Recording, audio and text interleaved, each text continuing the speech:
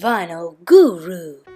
Well, the first genre that I'm gonna dip my toes into with you is gonna be the genre of industrial music. And who better to feed you that than Mr. Reznor? This is Pretty Hate Machine. 1989, a classic album. Truly heavy hitting. Now, the story behind this is pretty fabulous. I mean, Trent used to work as an engineer in a studio, and on his downtime, he used to work as much as he can on tracks, you know, doing all the little takes, synthesizers, drums, all of it. He did it all. And he worked on it on his Mac, and he would constantly be pushing it to different labels. So eventually, he signed, and we were given his first child. And this album is surely, I mean, come on, this is a masterpiece. Just the title track alone, the first song, Head Like a Hole, really gives you the sonic template of what's to come, honestly. Some of the stuff on here, Sanctified, Down in It, Sin, oh man. Anything more to say to that? Absolutely not. Absolutely not.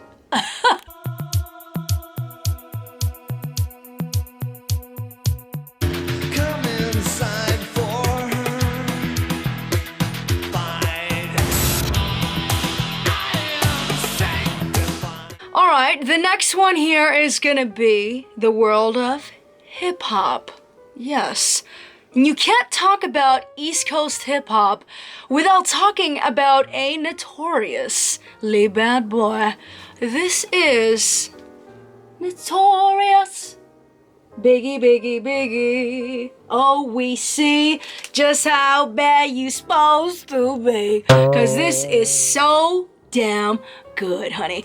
This has got heavy hitters in hip-hop history in general, just in one album. I mean, you've got tracks like Juicy, Gimme the Loot, Gimme the Loot, you know, Big Papa, Me and My Bitch.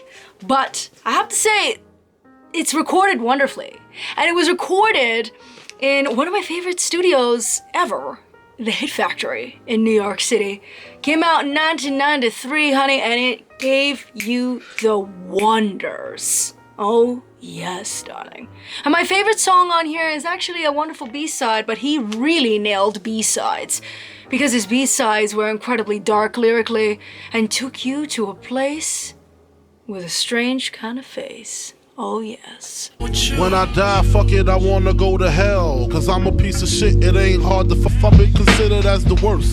Lying to my mother, even stealing out of perk. The stress is building up, I can't believe suicide's on my fucking mind. Matter of fact, sick talk.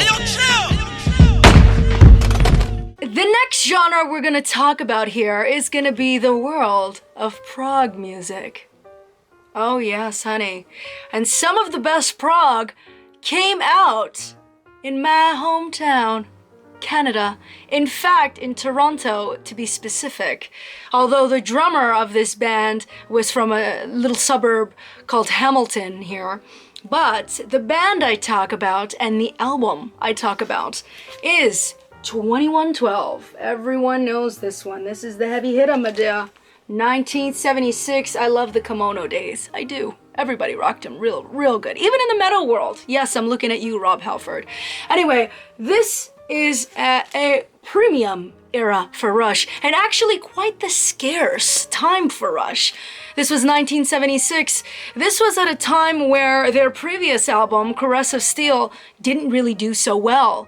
The record label was considering dropping them, but their furiously good manager was insisting that they give them one last chance, at least one more album, before they consider dropping them due to poor sales and such.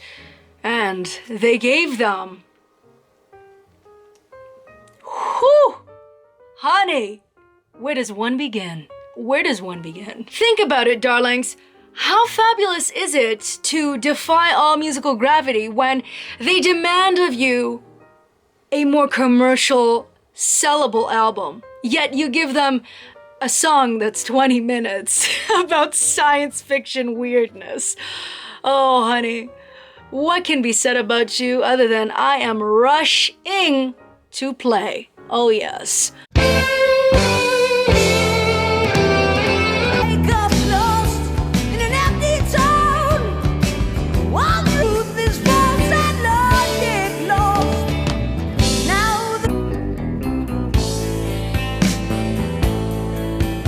The next genre we're going to talk about is going to be quite the exotic one. Oh yes, I'm talking about the wonderful landscapes of exotica. A genre that is not nearly as talked about. Hey, in fact, not nearly as known. This is a genre that started around the 50s to like mid 60s, okay? And it really was a kind of coming of age for Americans post World War II. And it gives you influences from places like Hawaii, it pulls from the Caribbean, it pulls from, Southeast Asia, that oceanic feel. And it's really, really fabulous. And one of the champions of this genre is a woman who had an exceptional range, actually one of the most iconic vocal ranges of all time. She had an 8-octave range. She can go from a really low baritone sound to almost this whistle-like register. It was absolutely enchanting. She came out with an album. This is her 5th album, Mumble. Came out in 1954.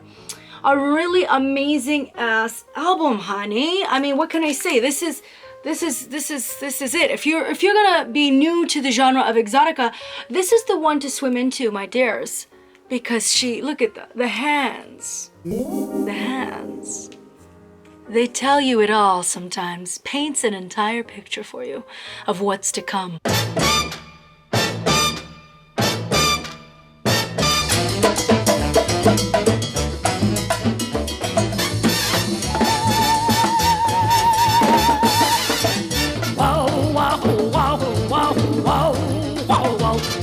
Oh, honey, I'm looking at you in wonder because I don't understand why you're not clicking the subscribe button. I can't seem to grasp it, really.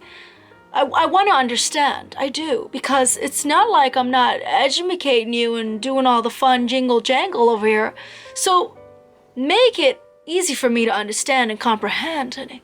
Click it and hit the little jingly notification bell so I can continue to send you wonderful annoyance.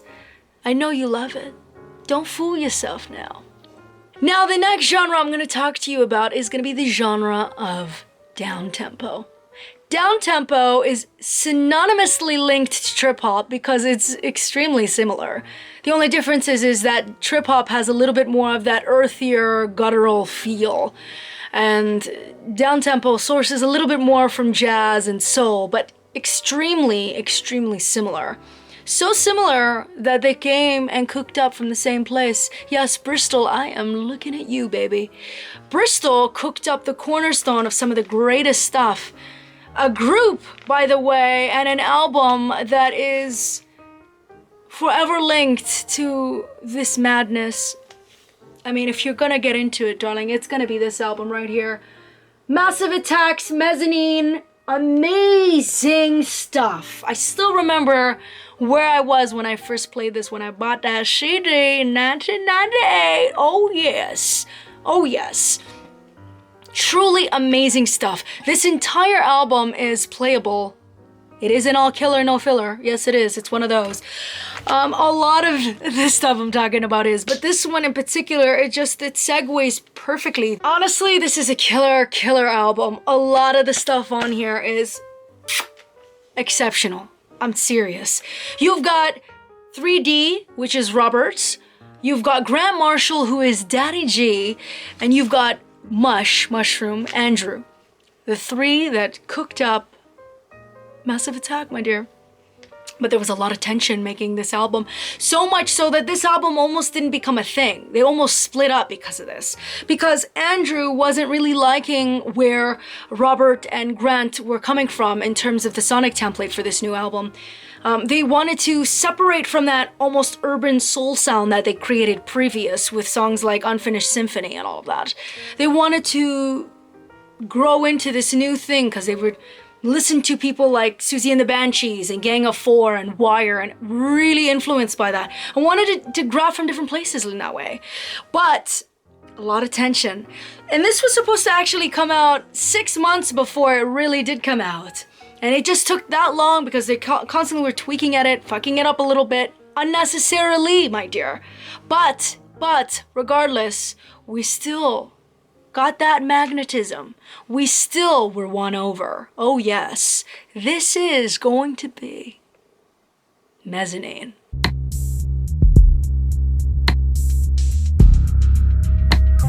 Come from way above. Her eyes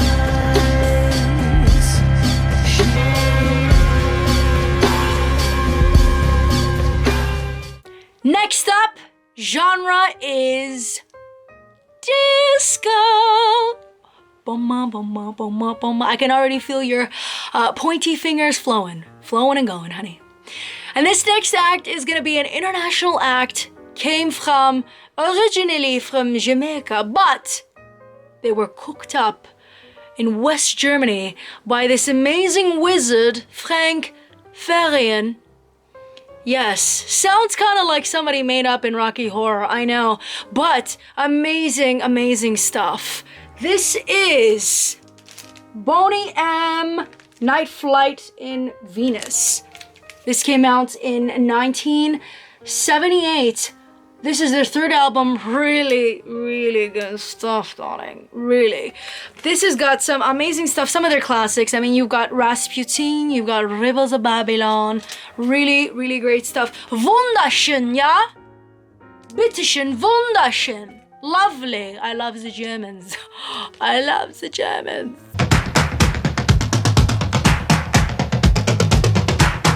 So long ago, he was big and strong in his eyes of flaming. Rasputin, lover of the Russian queen. The next genre is gonna be real stanky, honey. I'm talking funky. Yes, funk music, baby. Let's get into it. You can't talk about funk without talking about these godfathers who raised you. They raised you, they raised your kids. They raised them all, honey. Oh yes. And in particular, with this album, a true shape-shifting, transformative type of dialogue. We're talking 1975's Mothership Connection. Ooh. Oh yeah, honey. This was quite an album. We're talking about Parliament's fourth album now. With the lineup was amazing. You've got people like Fred Wellesley and Marcel Parker who left the JBs with James Brown to play for Clinton. You've got Bernie, who is a wizard on the Moog and Mini Moog and synthesizing madness. You've got on bass, Bootsy Collins. Oh yes, yabba dabba doo, baby. Oh yeah. One of my favorites in funk of all time. Truly a personality. Now, a whole cauldron of all-star P-Funkers leads you to a science fiction album like the Mothership Connection, which blends jazz, soul, funk, whole kinds of amazingness, a psychedelic pimp trying to be on a spaceship, talking about pimps, hoes, and Cadillacs. Do it, baby. Do it. And it's got one of the biggest songs for Parliament. Oh, honey, yes. I'll give it to you, honey. Tether it off, we gonna tether it off, the mother sucker, tether it off. How we want the pump, give up the pump. We gonna turn this mother out. The next genre I'm gonna be talking to you about is gonna be dirty. It's gonna be gritty, darling. It's gonna be grungy. A real beautiful sound in a slow, easy bake oven in Seattle, honey. Believe me, when everybody was ready to eat, when it was prepared, honey, everybody wanted seconds and thirds. And you know, some of the bands that came out of there, I mean, they were quickly being signed to majors, quickly. And one of the acts, my favorite grunge band, and probably one of the most essential, was signed to A&M in '89 and really shaked it up, my dear. Wonderful songwriter, beautiful man, sadly passed. I actually saw his last concert. I don't want to get into it, but Soundgarden's Bad Motor Finger. This is their third album, came out in 1991. An amazing amalgamation of genius, my dear. This is the album that actually they started getting a lot more of that, you know, heavier, that metaler sound. And it was mainly due to the fact that they changed their bassist. Their bassist, really, their new bassist now, because they changed, I think, his old bassist was Jason, something, Everman. I'll write it on here. And they changed the bassist to Ben. And honestly, really amazing, fresh and creative feeling was coming, exuberant out of that. You've got Rustic Cage, you've got Outshine, baby. You've got Jesus Christ Pose.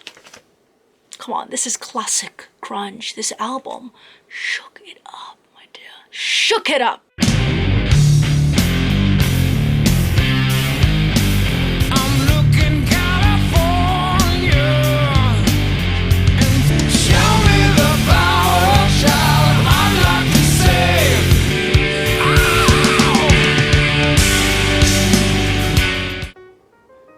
Well, well, it looks like you've made it to the end, my dear. I want to commend you, and I want to tell you that if this video hits 160 likes, I'll do a part 3. Why not? So, amuse me. Let's see how far this gets. If it gets to 160, we'll just keep the train running, and I'll do a part 3. But, until then, darlings, I'm gonna probably be, singing songs in my own bath. Oh yeah, baby. Toodaloo. Toodaloo.